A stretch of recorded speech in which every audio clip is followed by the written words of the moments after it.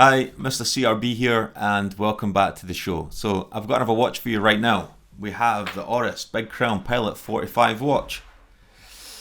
I'm going to give you a review right now of what I think of it. We're going to go into a bit of detail. I'm going to give you a bit of history and background of Oris. I hope you enjoy this, and let's get started. Here we have the Oris Big Crown Pilot 45.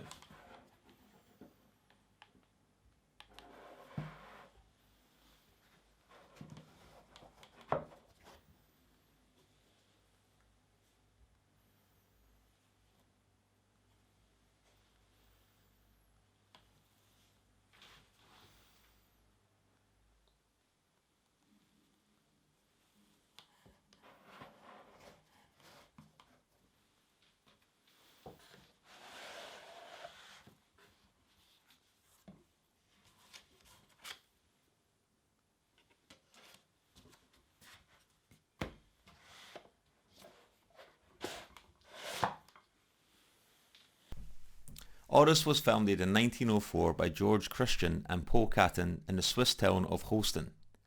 They bought the factory of the recently closed Lona & Co. on June 1st, 1904 while entering into a contract with the local mayor. The name Oris is chosen after the name of a nearby brook. In 1906 the company showed early growth, opening a second factory in the nearby city of Holdenbank. In 1911, just 10 years after being started, Oris had shown excellent growth and becomes the largest employer in Holsten, with over 300 workers. The success of Oris continued with expansion, and by 1929 it had 6 factories in Holsten in 1904, Holdenbank in 1906, Como in 1908, Codenray in 1916, Herbertsville in 1925, and Ziefen in 1925. In 1925, Oris introduced its first wristwatch, which continued to expand with the opening of a new factory in Zieften and its electroplanting factory in Herbertsville. In 1927, Georges Christian died and Jacques David Lecoutre becomes president of the board of directors. Jacques David Lecoutre was Anton Lecoutre's grandson and the man who merged with Edmond Jaeger to form Jaeger-LeCoultre in 1937.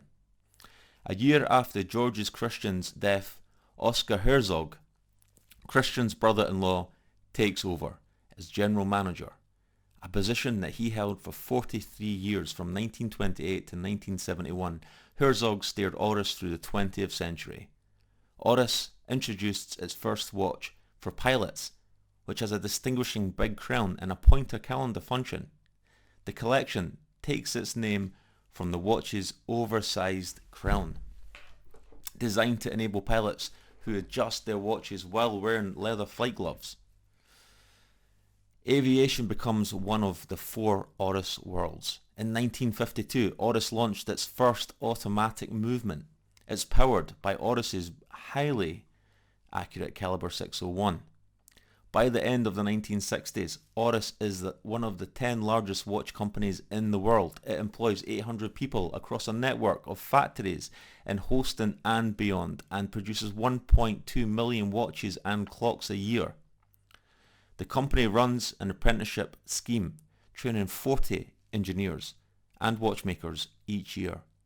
This brings us to our review of the Oris Big Crown Pro, day date, reference 017527698426407522215 GFC.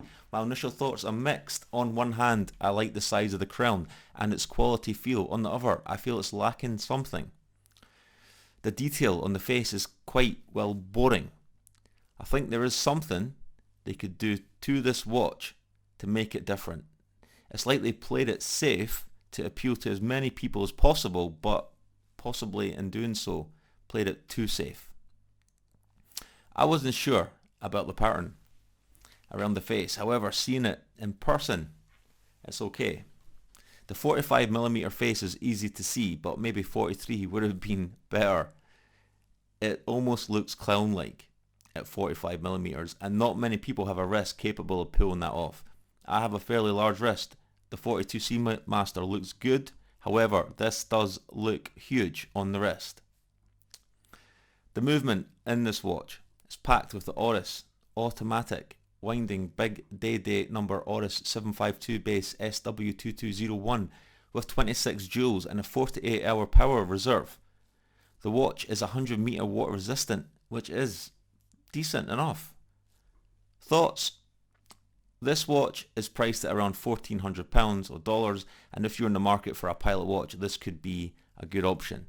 Despite some of the negative comments that I've just made, there are many positives as well. Now, when you compare this watch to alternative pilot watches, in its price range, it does compete on several fronts. The see-through case back is great. You know, it's nice to look at, and the red on the second hand has a very cool vibe. This version in the grey coating is my favourite from the lineup. I think it looks a lot better than the stainless steel version. However, I can't comment on how well that coating is actually going to hold up over time. This is one of those watches that you really have to try on for yourself to decide if it's for you. On close inspection, I think if you're looking for a watch under $1,500, this would certainly be one worth considering. I will leave a link in the description below where you can actually buy this watch right now on sale. And I don't have a lot more to say about this watch. I'm just going to take it up and just let you have a little look at it before we finish off. So this is it here. You know, it looks good. It's light. I like the fact that it's quite light. I think, as I say, it's too big. Apart from that, it could be a watch for you. Let me know what your thoughts are. Remember to subscribe to the channel. I'm going to keep making more videos. I've got watches sitting there waiting to be reviewed. And I just love watches myself. Hope you do as well. And I will speak to you guys soon. Bye.